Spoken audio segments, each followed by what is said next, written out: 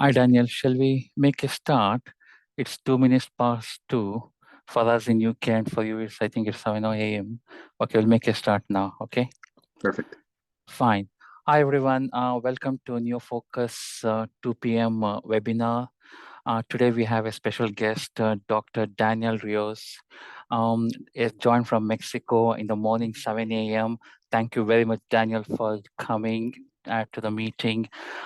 Daniel is a neonatologist and pediatrician in Mexico City. He's trained in Mexico Children's Hospital, and also he did hemodynamic consultation and targeted neonatal echocardiography training program in Toronto under Patrick McNamara, Amish Jain, Danny Weiss, and Regan Giesger.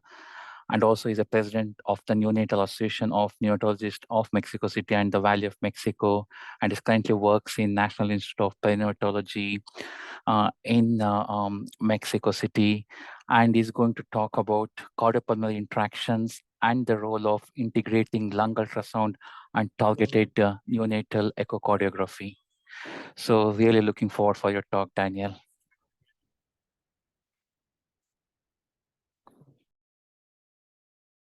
Thank you so much. Thank you so much for the invitation. I follow your webinars for a long time, and you have fantastic talks on your YouTube channel. So I feel a little bit intimidated. I follow the work of a lot of you guys also, so it's a pleasure to be here. So we're going to talk about how I found, and I think all of you, the great advantage to adding lung ultrasound, especially in all hemodynamic consultation. So as you know, there's a lot of controversy, especially of what constitutes a cardiac point of care ultrasound. The hemodynamic consultation requires an extensive training program, and it's conceived as an expert consulted model with a comprehensive assessment with advanced echocardiography. But I think I can count with one hand the centers that have the capability of having an expert consultant service 24/7. And also with the coming of techniques like lung ultrasound, that it's a fantastic technique, and I think every neonatologist should be using it. We need to divide this imaging continuum between this expert consult service, but also there are some competencies that every neonatologist needs to have. And yes, I trained with in the Toronto program with the 2011 guidelines that are already updated. And yes, it's an hemodynamic consultation when we take into account the clinical scenario of the patient. We explore the baby, we take all the clinical parameters, and then we do an echocardiogram, and we try to integrate the physiology to give an informed recommendation to the team that is treating the baby. I trained in 2016 in Toronto, and in 2017, the Mexican Federation of Neonatologists brought to Mexico Daniel De Luca and Nadia Youssef to do their famous workshop in lung ultrasound, and I was mesmerized and I started doing it right away. So I started the program, the hemodynamic consultation program in Mexico in 2017, and I think it's fair to say that by 2018 we were doing lung ultrasound with all our hemodynamic consultation. So first, let's talk about a bit about a crashing infant. The idea of how important it is to have an structured algorithm was when I started the program, I spent a lot of time in the hospital, the afternoons, the weekends, and whenever a baby was sick. But unfortunately, you cannot be there all the time, and you need a team. So also with when we're starting doing lung ultrasound, it's really common that the fellows are eager to learn and start doing their own stuff, right? So, but the case that really struck me was I was about to leave the hospital. I had already examined a really sick baby that came transferred from another hospital, hypothermic with low cardiac output, but when they did, maneuvered the umbilical catheters, suddenly the baby collapsed and we had an air embolism. So the idea was, how can we establish an algorithm for all the fellows to learn and have a quick assessment of these babies. Now, here, sorry, this is in Spanish, but you can see how the baby quickly deteriorated because the air embolism causes like a functional pulmonary atresia. As you can see, we were already doing long ultrasound, and we saw that the problem wasn't there.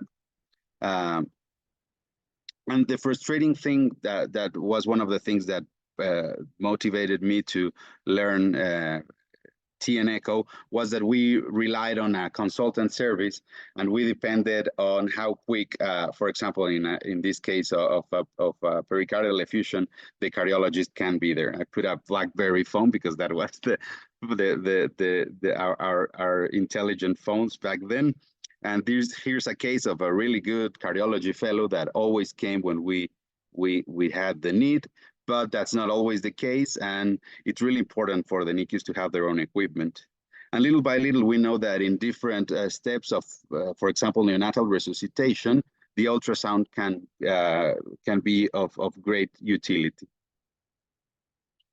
And when we look at the adult medicine, I think this is fantastic. They have the advantage they can do transesophageal echocardiography while doing resuscitation, but I was mesmerized of how they have really well established their imaging acquisition protocol, and how they have all the system to record the images, because something that happens a lot, especially in the crashing infant, is that no one records the images, right? It's an emergency. Everyone knows what happens. Everyone knows what the image looked like, but it's not stored. And when I look at this video, I was mesmerized. They were doing chest compressions in the usual way, but they realized that every time they were doing the chest compression, they were causing an obstruction of the left ventricular outflow. So they just, by moving their hands and adapting the compressions, they were able to improve that. So I'm not sure how far we will go with this with our newborn babies, but I think it's a really important tool. And in the neonatal literature, we are in the field of case reports, but we can use ultrasound for different steps in neonatal resuscitation. Maybe the first one is to confirm that the baby is truly asystolic. We've known recently that pulseless electrical activity, it's an important rhythm to be recognized, and it's important because it changes how we resuscitate the baby. And then after advanced resuscitation, maybe look for a tamponade or a pneumothorax.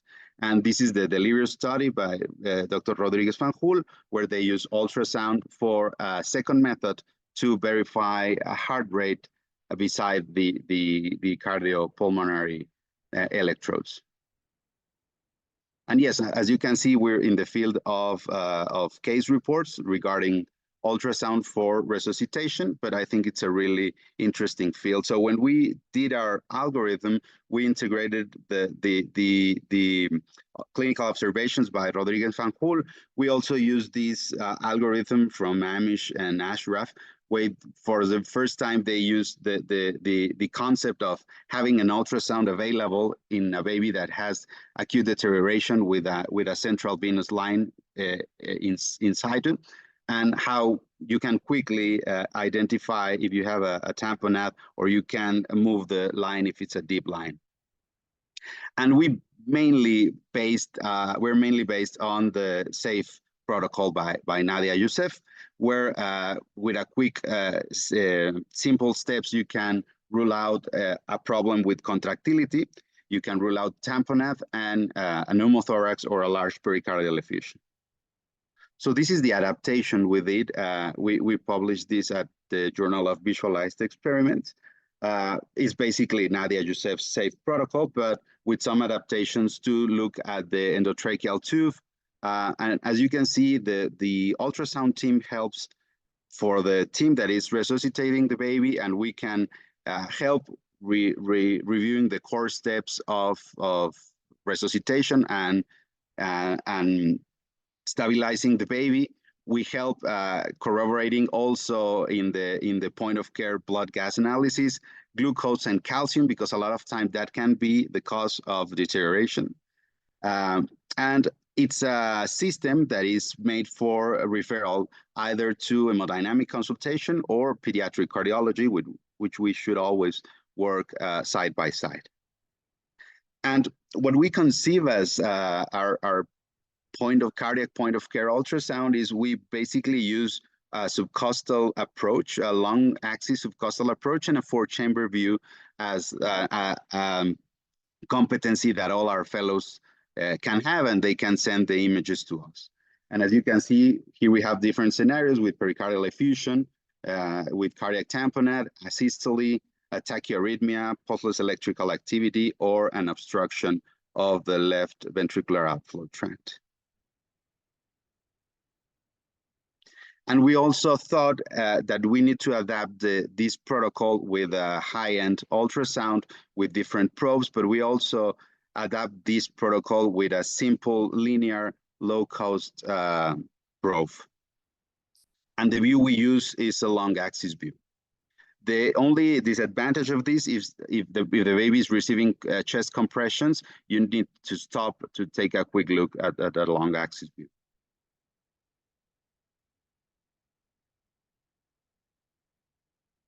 So here are some examples. A baby with asystole, a baby with congenital heart disease, and a baby with an arrhythmia.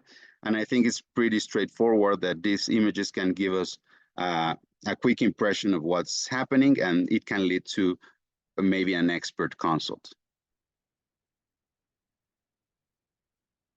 And this is an example. This baby, this was a baby from the center I started the program, which was a referral center, a third-level referral center. So this baby comes to the emergency room, 40 weeks, 28 days of age, and the baby came in shock.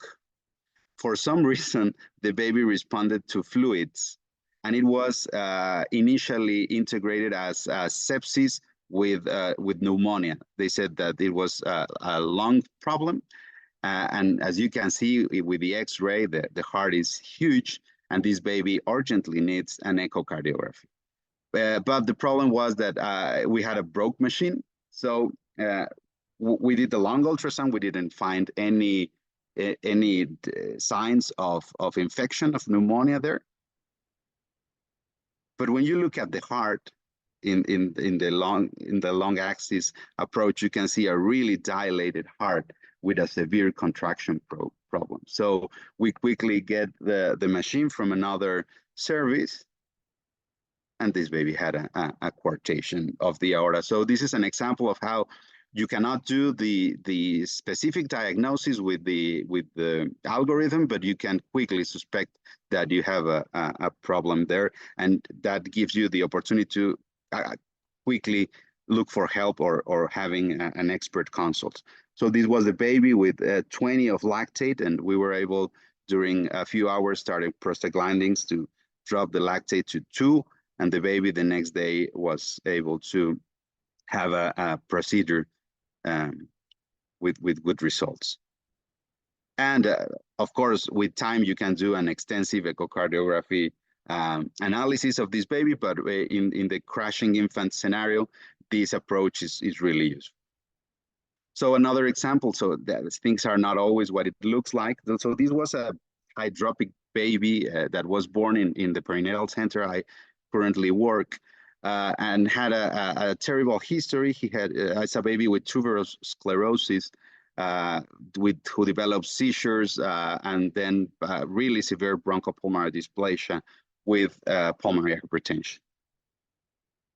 So now this little one is almost a year old, and it's still in the perinatal center, because that reflects in some middle income countries, it's really difficult to refer these babies. There's not a lot of space in third level special hospitals. So a lot of the times we have big babies. So this baby was almost a year old. We already knew that the baby had horrible lungs in lung ultrasound because he had a severe bronchopulmonary dysplasia.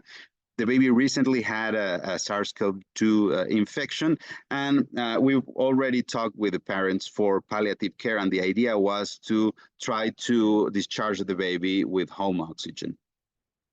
That was difficult, and we were called because of a sudden deterioration, a respiratory deterioration. So the first suspicious there was it's something in the lungs, and we already knew that the baby had a small pericardial effusion. So we look at the lungs, and there was no problem there. But when we look at the heart, the small pericardial effusion was bigger now, and we had a tamponade physiology. So now with the tamponade physiology, we called our colleagues also from cardiology, and you can see diminished diastolic filling that occurs when intracardiac distending pressures are insufficient to overcome increased intrapericardial pressure. And during tamponade, inspiration increases inflow to the RV, causing an abrupt expansion of the RV. During diastole, at the expense of the left ventricle. And during expiration, left ventricular expansion causes RV and RA diastolic collapse. So this baby had tamponade physiology. You can see the paradoxical septal movement in the M mode here. And here you can see the pulsus paradoxus and the decrease of the inflow through the mitral valve with pulsed Doppler. So we drained the pericardial effusion, and you can see how it resolves.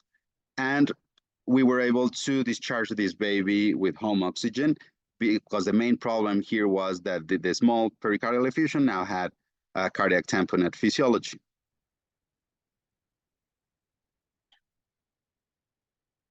Here you can see the drop of more than 25% in the inflow before the procedure, and after the procedure, how it got normalized.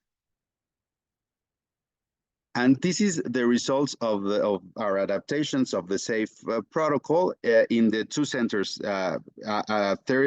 tertiary level referral hospital and a perinatal hospital. So in total is 1,550 consults, and 42 consults has been with this approach, 2.7% of them. And as you can see, pneumothorax, for example, can give you respiratory impairment, but a lot of times it gives you hemodynamic impairment.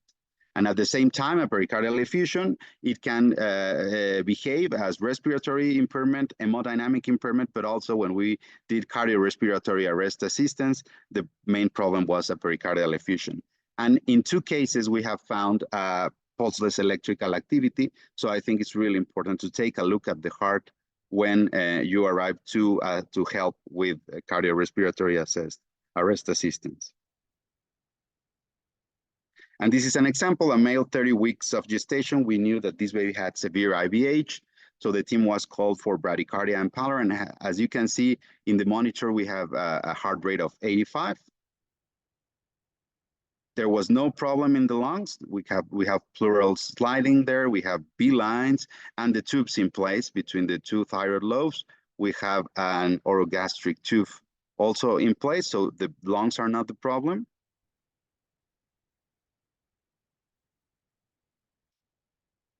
But when we look at the heart wasn't contracting at all.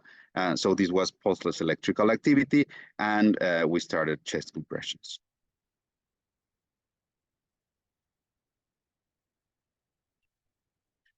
Another example, we did this case for the Neonatal Hemodynamics Research Center for the case presentations. So this is a term male newborn, born at 38 weeks of gestation.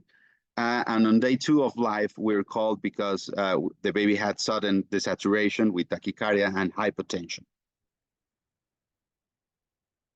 So when we arrived, because of the appearance of the baby and the chest, we immediately went to do the lung ultrasound. And as you can see, we don't have pleural sliding. We only have A lines. We don't have B lines. And we didn't find a lung point. So we had a tension pneumothorax. And while they were preparing everything for the chest tubes, don't judge me, we took a quick look at the heart. So here you can see how the signs of pneumothorax, and in the M mode, you can see the stratosphere sign. And look how we quickly look at the heart. We had evolving RV dysfunction with fractional area change of 23%. when the tissue Doppler's velocity, the SRVS 4.2 centimeters per second, a TAPSE of 7.2, and an RVO of 124 milliliters per kilo per minute. We then process the RV longitudinal strain of minus 14%.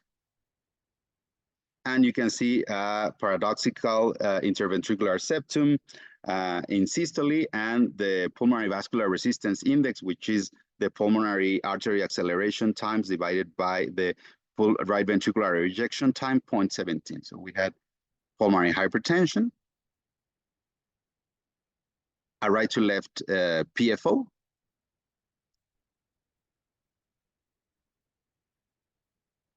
and here are the velocities of the pulmonary vein Doppler and the transmitral Doppler. And we have a biplane, Simpson's biplane ejection fraction of 79% and an LVO of 142. And as a cerebral compensatory mechanism, we started having cerebral vasodilation. So when we did the procedure, you can identify the artifacts coming again. So B lines, really important to rule out pneumothorax. So now we have lung sliding and parenchymal signs. And in the M mode, we have the seashore sign against the stratosphere sign that you see in a pneumothorax. And after 1 hour, we have normal RV function, fractional area change of 39%, the S velocity 8.2, a 9.808 TAPSE, and the RVO was 274. And the RV longitudinal strain improved to minus 18.3%. And pulmonary vascular resistance index improved to 0.34. And now we have a left to right PFO. And diastolic function and pulmonary vein velocities also improved, and the cerebral vasodilation stopped. So we know that the RV easily handles varying amounts of preload, but it rapidly decompensates with acute rise in afterload. At first assessment, our patient presented with right ventricular failure and elevation of pulmonary vascular resistance, as seen in tension physiology, that was resolved quickly after tension pneumothorax drainage. And ultrasound-driven protocols for crashing infants are really important. And you can see here the before and after parameters. And a quick word on cerebral adaptation. As part of the targeted neonatal echocardiography, we normally do a pulse Doppler of the MCA and the ACA. And as you know, with a quick rise in intracranial pressure that can happen in preterm infants with fluctuations of CO2, we can have devastating effects on the central nervous system. But this is a term baby that had a gigantic tongue tumor that ruptured while we were rounding. So it was a terrible scene with blood everywhere. Fortunately, the baby had still a patent umbilical cord, so we were able to put a line there and resuscitate the baby. But take a look at the adaptation of the brain during hypovolemic shock. So it's very important, the concept of the sensitivity of the both ventricles, especially the right ventricle, to an increased afterload.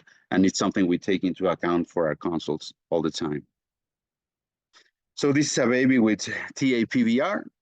You can see here the abnormal connection and the right to left shunt through the PFO.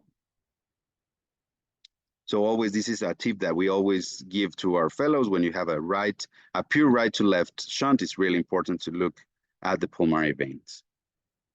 So after surgery, we saw the baby start collecting fluid. And so this is an example of how we can use long ultrasound after surgery to follow our babies. And this was during the weekend. And little by little, the pleural effusion got bigger. So these are all images taken by our fellows, and they were informing us about the ventilatory parameters and that the baby was getting worse. And as you can see, the effusion quickly escalated, and we were in close contact with cardiovascular surgery. And at first, they were a bit reluctant to drain it, especially because they were informed by pediatric cardiology that the baby had normal systolic function. So here are more images of a big pleural effusion.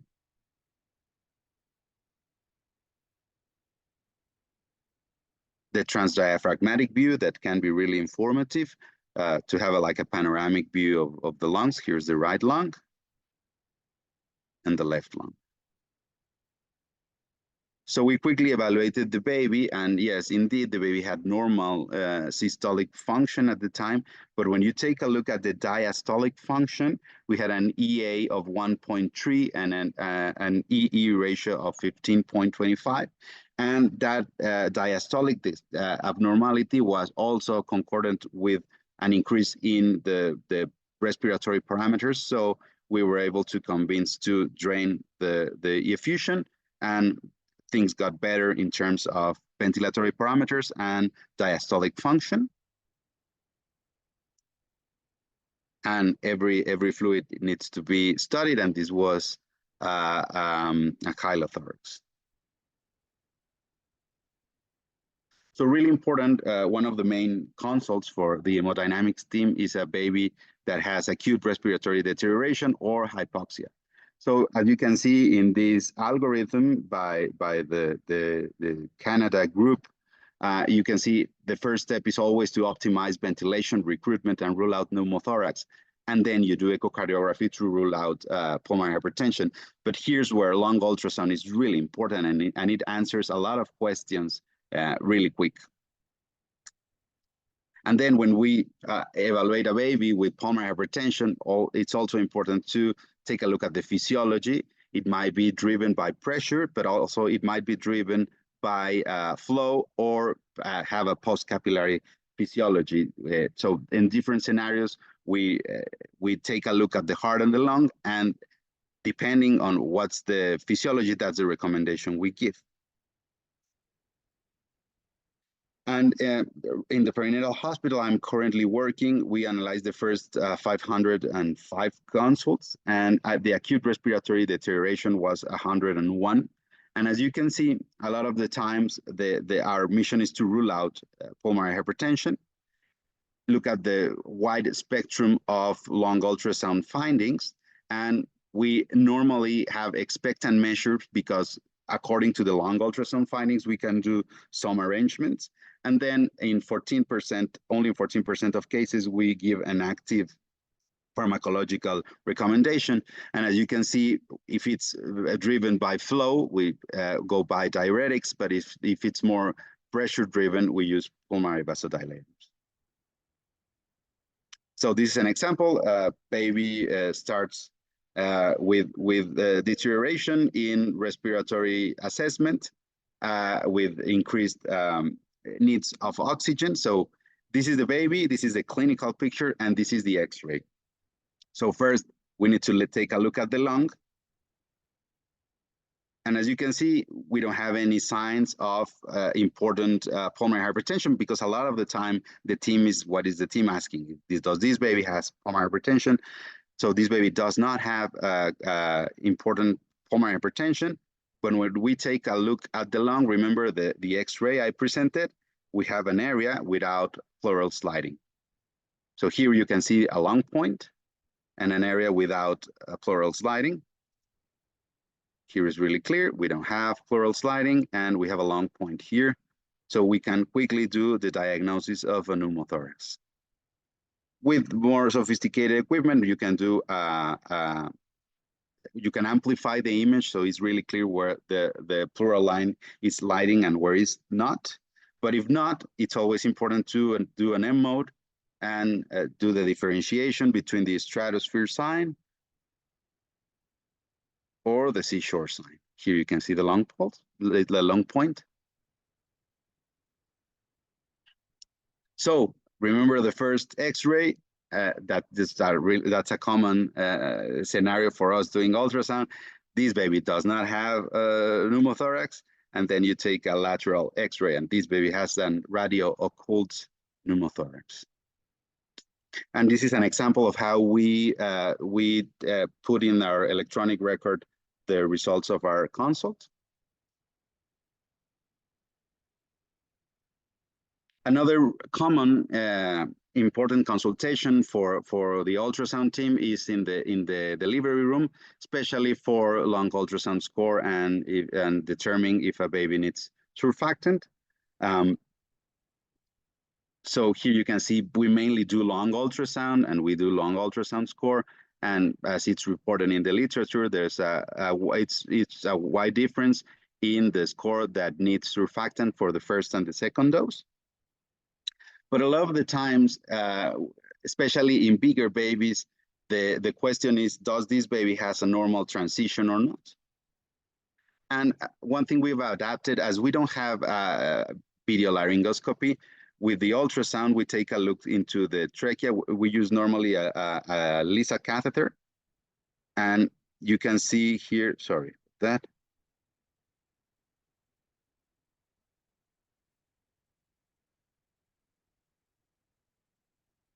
Oh, I lost the image. I think I will show it later. So this is an example of a baby with transient tachypnea of the newborn. So we can give some recommendations about increased in CPAP. And we can take a quick look at the heart to see what's happening. You can see that there's a bidirectional, but mostly left to right shunt through a patent ductus arteriosus. The PFO is left to right. And we use a lot the index between the pulmonary ejection time and the acceleration time. And this baby had a pulmonary vascular resistance index, that's how we call it, of 0.26.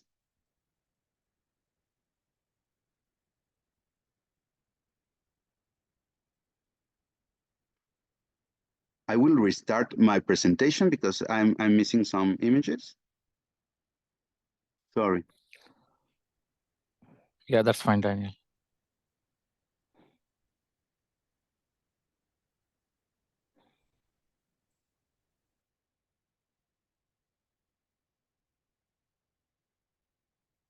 Here, and we have we have a lot of data now, like normative data in the literature. This is an example, a study by Amish, where he take a look at the pulmonary vascular resistance index during a normal term transition. And we used a lot of these to say, well, the baby right now has a normal transition using, if there's a patent ductus arteriosus, the PFO shunt, and also the pulmonary vascular resistance index. Now, PDA. PDA is one of the main reasons for hemodynamic consultation. So here you can see both scenarios. This is the first hospital where I worked, which was a referral third level hospital without inborns. So it was 217 consults, and we indicated pharmacological treatment in 24% of them, expectant treatment in 27%, and surgical treatment only in 7%. In the perinatal hospital that I'm working right now, there's a fantastic pediatric cardiology and fetal cardiology program. We work with them, and it's really interesting to introduce also long ultrasound to see what's happening. So as you can see, in the first 505 consults in the first year, there were 28 PDA assessments. And as you can see, we don't do early treatment because babies with RDS were treated by expectant management and then follow up, but we do early symptomatic treatment. And you can always take a look at when you have worse interstitial and alveolar edema, it's more common that we recommend treatment. So we use long ultrasound as an additional marker to our traditional McNamara and Arvind and Afif score for PDA. And when we started in the referral hospital, we also started doing lung ultrasound to these babies. You realize that also the lung ultrasound appearance changed, right? So this is a 27-weeker in the first assessment with a PDA. It was hemodynamic significant PDA, and you can see a lot of B lines in lung ultrasound.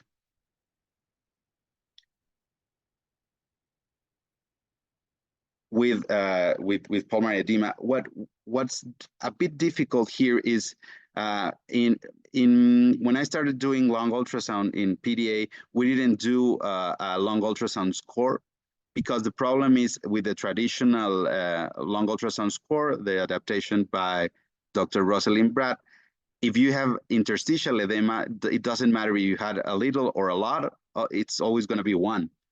And until you have a totally wide out lung, you have 2 points. So it's a bit difficult. So the way we classify it is by spared areas.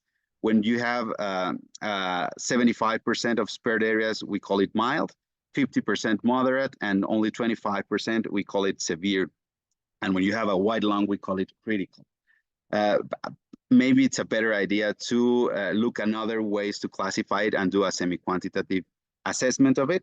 But this is the way we did it back then. And we did the first cycle of pharmacological treatment. We got a little bit of constriction there without much change in lung ultrasound.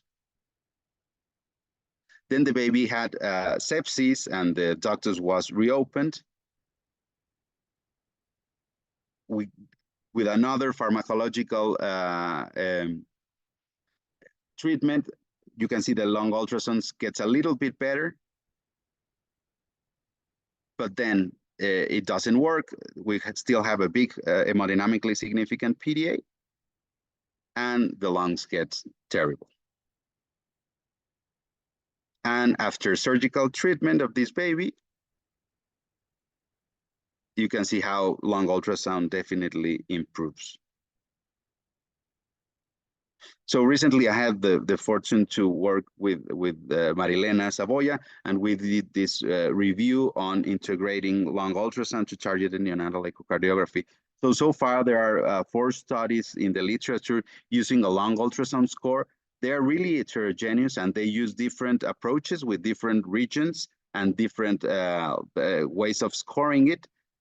In general, it looks like it's a really good test when you see the meta-analytical area under the curve, but there's a lot of heterogeneity, and I'm still not sure what's the best way to assess it. But when you do a comprehensive echocardiography assessment and you add the lung ultrasound findings, it's really clear that worse PDA has worse appearance, and it will have a higher lung ultrasound score.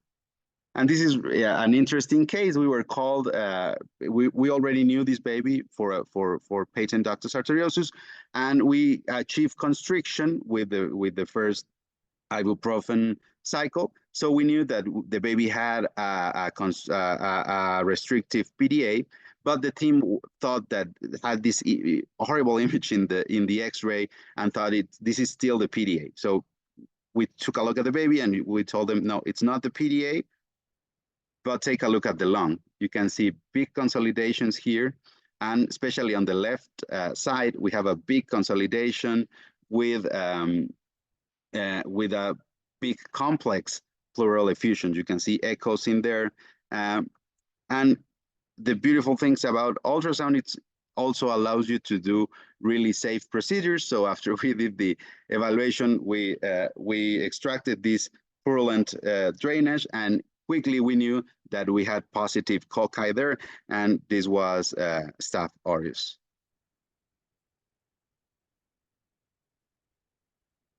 And the baby had not a significant PDA, but had a hyperdynamic circulation.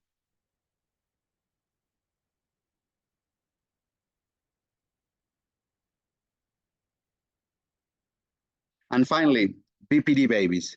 So here's a field of work that is really interesting to how we can integrate both assessments to find different phenotypes of BPD. So we call it generically as chronic lung disease. So these are 72 consults for chronic lung disease. And what we normally do is at term-corrected age, we do an echocardiogram, and the babies that has a flat septum and dilated RV, the first line of treatment is diuretics. And if that doesn't work, we go by sildenafil. So you can see we did 72 consults. 41 had only CLD without pulmonary hypertension. 22, 30% of the babies had chronic lung disease by this definition. But also we find 9 babies that had either an ASD or a VSD that initially wasn't taken a lot into account, but when the baby got with the definition of pulmonary dysplasia, we have a big left to right shunt. But then when you take a look at the lung ultrasound, most of them had an interstitial B-line pattern, a pneumogenic interstitial B-line pattern, and abnormalities in the pleural line. But we also had 21 patients that also had consolidations. And from these 21 patients, 12 of them were assessed by the team, and they were considered to have imposed infections. And we did diuretic as a first-line therapy. And as you can see, again, we classify the lung ultrasounds as mild, moderate, or severe edema. And as you can see, the before and after treatment, edema got better with mild cases in 63% that previously were only 9%, and moderate cases from 59% decreased to 18%, and severe cases from 31% decreased to 18%. In 59% of the cases, we could step down the respiratory support. And you can see here the before and after echocardiography with decrease in right ventricular output, and also decrease in markers of pulmonary vascular resistance, like PAAT and RVAT divided by PAAT, like pulmonary vascular resistance index. We have a thick pleural line and an interstitial B-line pattern. So when you think about the different phenotypes of bronchopulmonary dysplasia, you know that in the literature it's been reported the ones that has chronic pulmonary hypertension, but there's also some babies that might have some post-capillary physiology with more diastolic dysfunctions, and there are babies that tend to have more systemic hypertension. So it's important to see the different BPD components and what you can find in lung ultrasound, and also what you can find in targeted neonatal echocardiography, and integrate them to have a wider spectrum of different phenotypes, and that gives you the opportunity to treat the babies with different drugs that makes more physiological sense. So this is the table 2 of the review paper where basically Marilena, with all the experience she has in echocardiography and also in lung ultrasound in BPD, puts together.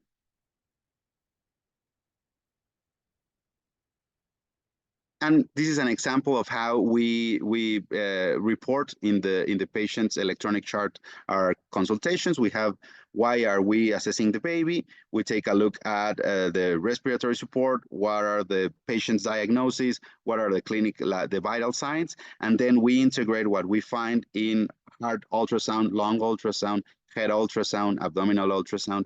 And when we have babies that are also monitored with NIRS, we can also calculate oxygen delivery and oxygen extraction. So it's a really interesting field, and it helps a lot. And here's an example of how we normally use 6 areas, especially for RDS and TTN and all the acute stuff. But for chronic scenarios, and especially when we're looking for consolidations, we always look at 10 areas with adding 2 posterior ones. So I thank you for your attention. I hope I made myself clear. Sorry if I talked too quickly. Thank you, Daniel. Thank you very much. That was excellent. Wow, brilliant talk. You clearly nicely demonstrated how we can integrate echocardiography, target echocardiography, and lung ultrasound. I really liked what you said, like, you do lung ultrasound along with the PDS score before jumping and treating the PDA. You don't just go along with the PDS scores. You integrate the lung ultrasound scores as well. Excellent talk. Thank you very much. I'm sure there'll be a lot of questions from the audience. If anyone has any questions, yeah, Mahmood, do you want to go first? Yeah, thanks, Daniel. That's amazing, and you sharing your vast experience with us and plenty of cases, and you're doing really good work, just documenting everything, so you can look back and find out how things and how you can improve. So I really like the way you described the score for lung ultrasound in terms of PD. I think people should realize that the score is more valuable during the first few days for surfactant. It doesn't help us too much later on during the NICU life. And I usually go with pattern rather than score, as you exactly described. I really like your kind of classification of how many spared areas. I think that's probably the way to go. I just wanted to ask a question about the near term and term babies, because I know there are lots of papers came out recently describing the need for surfactant for those babies when you hit like number 9, score of 9. It's just as you explained, those babies usually it's not only lung, it's usually poor transition. Have you found that those babies with like severe TTN that might mimic RDS, do they have like diastolic dysfunction or like poor transition kind of circulation? And would that contribute? So rather than giving surfactant, if we fix the heart, do you think that would help better than giving surfactant? Yes, I think that's a really interesting field of work to also to score the babies with lung ultrasound, but also take a quick look at the heart. If you can do a comprehensive echocardiography assessment, that's also good. It's a bit difficult in terms of equipment because in the hospital there are different equipments depending on the areas. And as you can see, we had a lot of different images from different equipments. And a lot of the time, the delivery room consults, I do it with a handheld device.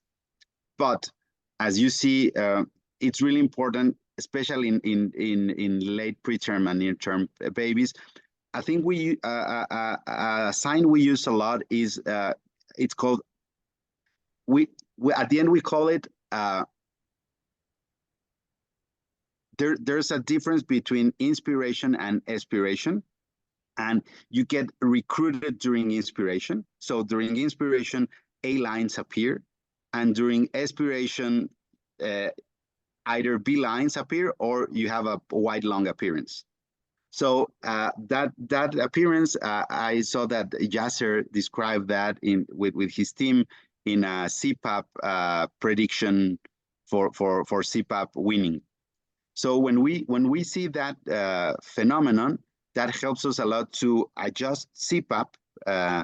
In the center I currently work, they normally go up to 9 of CPAP and do some adaptations, especially when we have a TTN-like picture. And what helps us a lot to do the differentiation between a TTN-like picture is the pleural line. Normally in transient tachypnea, the pleural line won't have collapse and will be a straight pleural line against RDS, where you normally have a thick, irregular pleural line.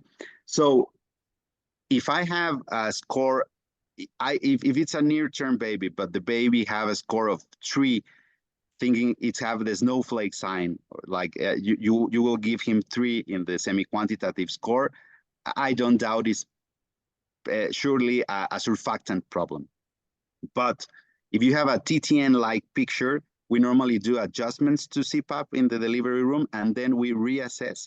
And in the case that we don't have an improvement, we normally do a comprehensive echocardiography on those babies. So yeah, I think it's really important to do both. It's important to give, especially during transition, take into account the golden hour. So if the baby decompensates, we can do long ultrasound and a quick look at the heart in either moment. But if not, we normally give 1 hour so the baby can get recruited and stabilized with CPAP. And then we do the first assessment with long ultrasound. And when we have these intermediate cases, we can do adjustments with CPAP or maybe some nasal ventilation. And we take a look again. If the picture is still like a TTN or still a severe TTN, but still a TTN-like picture, it's really important to do a quick assessment for pulmonary hypertension. And according to normative data, if things are not going well, if you have a correct transition, you can intervene. Great. Thank you so much. Thank you. Thanks, Daniel. Daniel, okay, there's a question from Mona. Mona, do you want to go next? Thanks, Daniel. It's a very, very beautiful presentation. I'm really excited that you are talking about those things today. Thank you. The echo and lung ultrasound together are actually, I wish everybody can do them for all babies. Actually, I have two questions. The first one is related to the BRAD score when you use it for the second dose of surfactant. As far as I know, BRAD score is not predictable, cannot be used to predict the second surfactant. My second question is a bit general about the integration of the hemodynamic program and consultations in your institution once you came back from Toronto. How did you implement it? Especially, I assume you were single-handed without any other colleagues who were performing echo or later on lung ultrasound. How did you manage in the team to do that and to have the free time to provide consultations?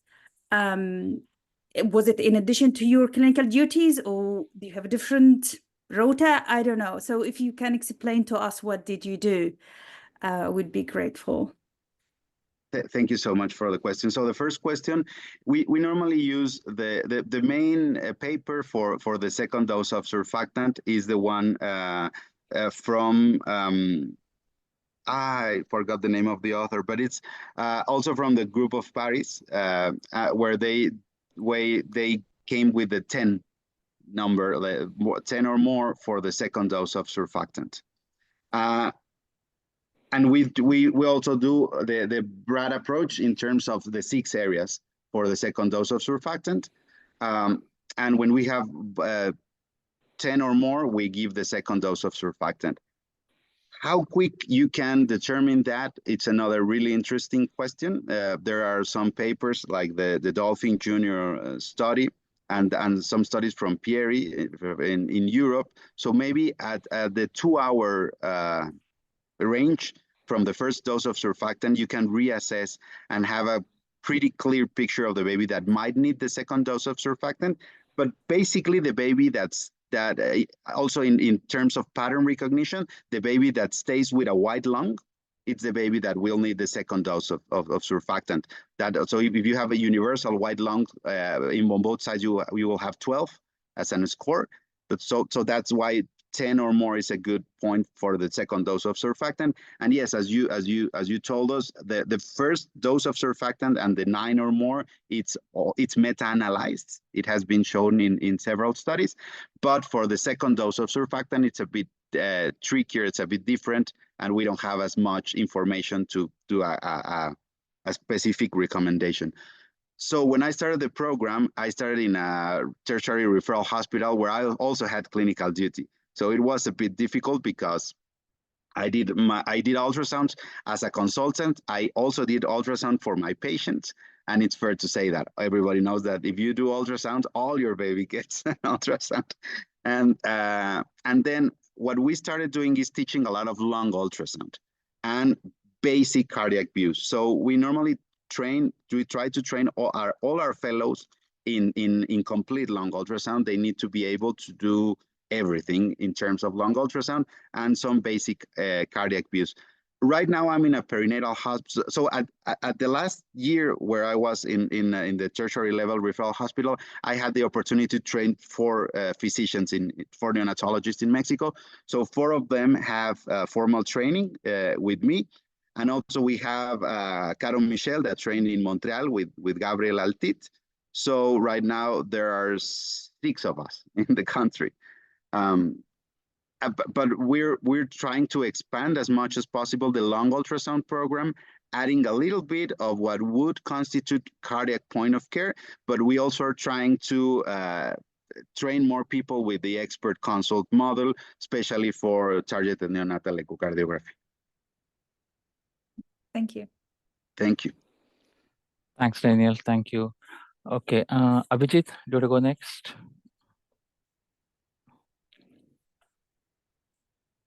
Hi, Daniel. I'm Abhijit, Hi. one of the senior fellow from Glasgow. Excellent talk. Very inspiring. I'm just going to play a role of a devil's advocate here in terms of the your approach to the crashing neonate. As per the conventional way we deal with this crashing neonate, the whole team is troubleshooting in terms of CPR and troubleshooting the machine and whatnot. So my question is how you are, approaching those cases. You're going there with the ultrasound machine and trying to figure out, doing a scan. It's a high stressful situation there, and all hands on deck, and people are trying to troubleshoot the baby. So how you are sort of navigating those tricky times with the crashing neonate? Yeah. So first of all, we only go if they call us. So right now in the prenatal hospital where I'm working, I'm just working as a consultant service, and I only do ultrasounds. And I do ultrasound in the delivery room, in intermediate care, in intensive care, or sometimes I also go to see a baby that didn't pass, for example, the cardiological, how you say tamiz, the baby didn't pass the saturation test, right? Pulse ox, yeah. Pulse ox, yeah, thanks, sorry. Yeah. So we only go when we are called, because we don't want to represent a menace or that people feel that we are interrupting with their normal way of doing things. For respiratory deterioration, they already know us, and they know that it's really helpful to see that the tube is there and that you have pleural sliding. So that's a really quick scan. Some things that normally you can miss is so in those scenarios, it's not common that you have warm gel available, and so you need to think on all that stuff because it's an urgent situation. But we take a quick look at that the tube's inside, and we take a look that we have pleural sliding, so rule out pneumothorax. So to do that, we need the free chest, but we do it really quick.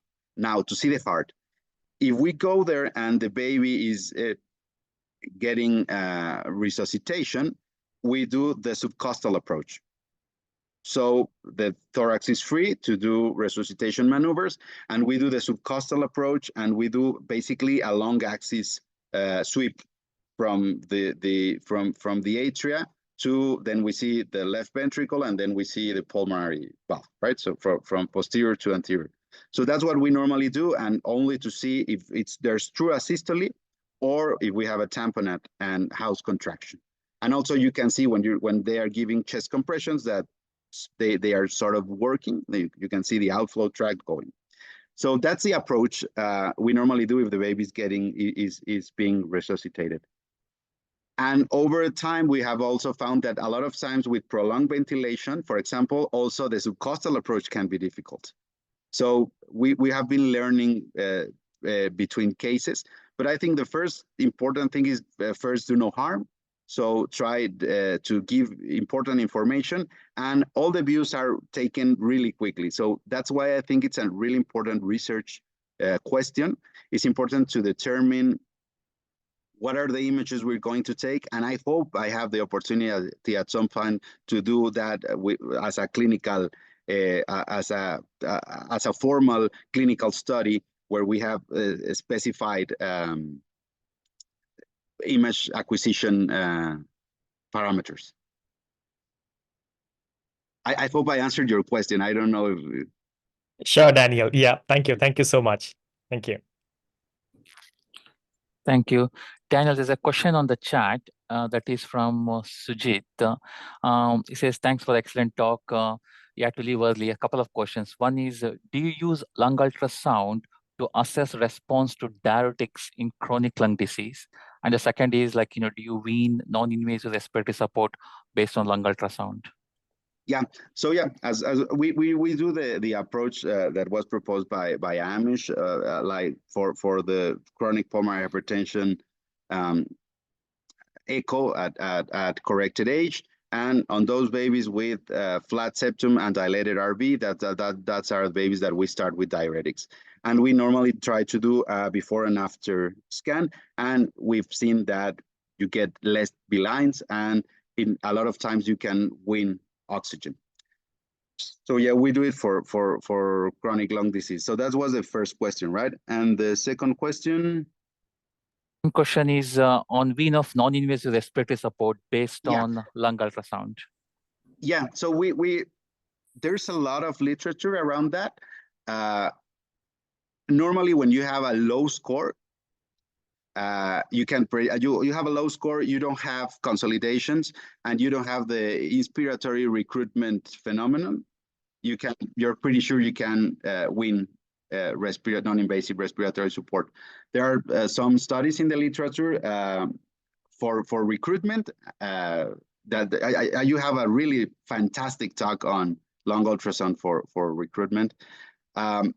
And for winning, it's also really useful. So there's a lot of literature. The problem is that in some of those, the score is really low. So if you have 4 or less, you're pretty sure that you can win that baby. But it's an ongoing thing. That's really exciting. So there are a lot of literature coming out. But yeah, basically, if you have a low lung ultrasound score and you don't have significant pulmonary hypertension, it's a good sign that you can win. Thank you, Daniel. I think, there's a question from Ajay Sinha. Yeah, hi. Thanks a lot, Daniel. That was absolutely brilliant.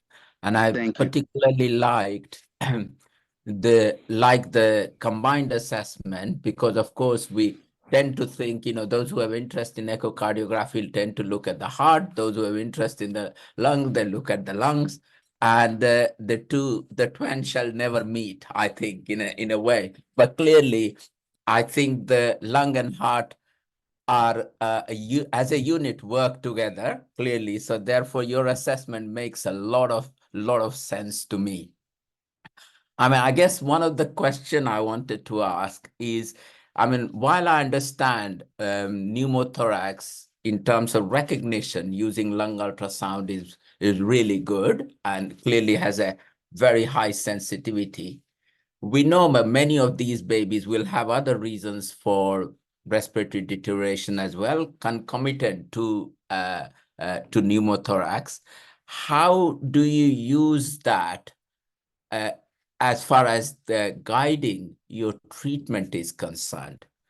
Whether the pneumothorax is the problem and whether I should be intervening based on the lung ultrasound pictures? Yeah, thank you for the question. Yeah, that's really important. Lung ultrasound is a great tool to diagnose pneumothorax, but also to see the extension of it. So when you have and with time, you tend to diagnose more small ones. So we always go by the clinical picture. If you have a small pneumothorax that you might not intervene solely because of that pneumothorax, but you have other problems, we also take a look at the heart and see if there's signs of pulmonary hypertension, or you have another thing like a big consolidation on the back. So, but it's pretty straightforward. When you have a tension pneumothorax, you have all the signs of pneumothorax, you don't have a lung point, and the baby looks terrible. So it really helps to intervene right away, and especially in the first 72 hours, that's because it's really sensitive and specific because the babies had a lot of belines. Some of them have almost so if you have a baby that you assess the day before and the baby had a wide lung and now you only have A lines, no lungs lighting, the baby looks terrible, you can really quick diagnose that a tension pneumothorax is the problem with that baby. But yeah, you can see the extension, finding where the lung point is, if it's in the anterior area, if it's passing the anterior axillary line, or if you go all the way to the posterior axillary line and you still don't find a lung point, it's easy to diagnose that the problem is a tension pneumothorax. I have found it that it might be tricky with really chronic babies, because it's common that you have, for example, a BPD with chronic pulmonary hypertension baby that suddenly deteriorates. And we have found that babies that has an anterior pneumothorax, but the problem is not that. So it's really important to take a look at the whole picture, because the baby will be desaturating. You will have an anterior pneumothorax, but the baby might have a pulmonary hypertension crisis. I don't know if I make myself clear, but especially in chronic babies, you need to be really aware that you might have a pneumothorax, but the baby might have other reasons for the deterioration. Of course, if you do a quick drainage, you will obtain air. That's not a problem. And also, the lung ultrasound helps you to do secure procedures. So you can do a safe procedure and you will obtain air, but maybe that wasn't the main problem, and the baby was desaturating and looking terrible because of a cardiac decompensation. Thank you, Daniel. Thank you. Thank you. Thanks, Daniel. Abhijit, is it a new hand? Yeah, that's a new hand. Yeah. Sorry, Okay, I'm fine. asking Go too on, many yeah. questions. Sorry, Daniel, just out of curiosity, are you guys sort of evaluating for the extubation readiness with your lung ultrasound? Number one. And number two, what I wanted to ask. Just skipped my mind. There was one more question. Anyway, so are you guys using the lung ultrasound for extubation readiness? Yeah, so we normally comment on our evaluation that the baby, it's highly probable or improbable that the baby will tolerate extubation. And we do that based on what's in the literature right now. In the NICU, in the center I'm currently working at, they also do lung ultrasound by themselves, and I think they have right now they are analyzing that as a prediction tool, the lung ultrasound score. So I would love to do that, but I don't have it right now as a clinical trial or as something that I'm measuring. But yes, according to what's reported on the literature, it's common that we comment on on the analysis of the consultation that the baby will probably tolerate or that the baby might not tolerate. We try not to induce the treating team to do one thing or another. Only in cases that we found really, for example, you have a gigantic atelectasis and the baby still have pulmonary hypertension, we tell them, give us some time, we will do some recruitment, or we will prone the baby, we will do some physiotherapy, and we can also look if we resolve the problem, and then we can try to extubate the baby. Yeah, and I can remember my second question. Are you guys using your lung ultrasound in terms of guiding for the chest drains and all? Yeah. So we try all the procedures, we try to do it guided by ultrasound, yeah. Right, okay. Thank you. Thanks, Thank Daniel. you. I think we'll go, Daniel, if you can go for one last question from Jean. Yeah, one last question from Jean. Jean, do you want to go next? Yeah, last question. Hi, hi Daniel. Thank Hi. you for your amazing talk. Because I was, it was phenomenal, the pictures you had. I was just curious as to your practice of using ultrasound on delivery suite. Which babies do you tend to scan, and do you have experience in scanning extremely preterm babies, and how can that help to optimize management? Yeah, so we normally do the consults on the delivery room. It's mostly, I do it with handheld equipment, and that's because in terms of space, it gives me the opportunity to take a quick look. So we do a lot of assessment for. And which probe? I have a linear probe, which gives me 10 to 14 hertz. And that's really useful because, especially with the small ones, with 14, you get beautiful pictures. Prior, I had a cheap linear probe that gave me up to 10 hertz, and it gives you the information you need, but especially with preterm, you don't have beautiful images. So we do a lot of that consultation in terms of surfactant need. As we said, we normally try to get the first hour, and we try not to interfere with the baby. We try not to get the baby hypothermic, especially, and it's a really quick assessment. And we do that in the delivery room. Especially in private practice, I also use it a lot. So after resuscitation and stabilization, the baby that is not breathing well, it gives me a lot of information in terms of what I'm going to do next with the baby. Can I wait with the baby? Does this baby need some respiratory support, or do I need to call intermediate or intensive care? So it's really useful with all the spectrum, term, preterm, late preterm infants. So especially after you do the resuscitation and initial stabilization, and you're between the 20 minutes to half an hour of age, it's really helpful to organize your management and see what's happening with this baby. And then with the hour time frame, we use it for sort of surfactant or differentiate between RDS and TTN. Thank you.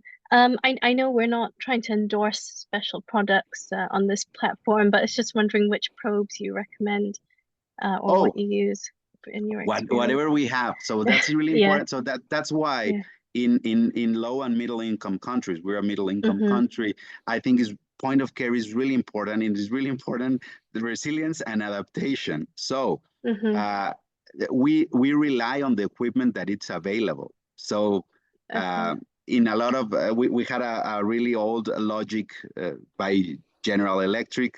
The one I have, my personal probe is the brand is Chision from China. Okay. And it's a linear probe that is connected to a tablet. Okay, fantastic. Thank you. So it's not so much the equipment, but the person performing the scan. Probably and their expertise. And we need to adapt, right? So that's why we have adopted all our protocols. We try to perform it with high-end ultrasound if we have it available, but we also use it a lot. And for example, in the SARS-CoV-2 pandemic, we used like cheap handheld devices that connect to your phone were really useful. Thank you for sharing. Thank you. Thanks so much. Thank you. Thanks, Daniel. I think we should wrap up now. Thanks, Daniel, for the fantastic talk, and thanks for giving your time. And it's early morning for you in Mexico. Thanks for joining early morning. You have to wake up early as well to give this talk, and really value for your time as well. Brilliant. Thanks, everyone, for joining, and thanks, Daniel. I hope we can come for. I'm sure we'll invite you for future talks as well. Like, it was a really fantastic talk. Yeah. Thank you. Brilliant. Thank you very much. Really appreciate. Thank you. Thank you for your work. Thank you. Also. Thanks. Thank you. Thanks. Thanks, everyone, for joining. Thank you. Bye-bye. Bye.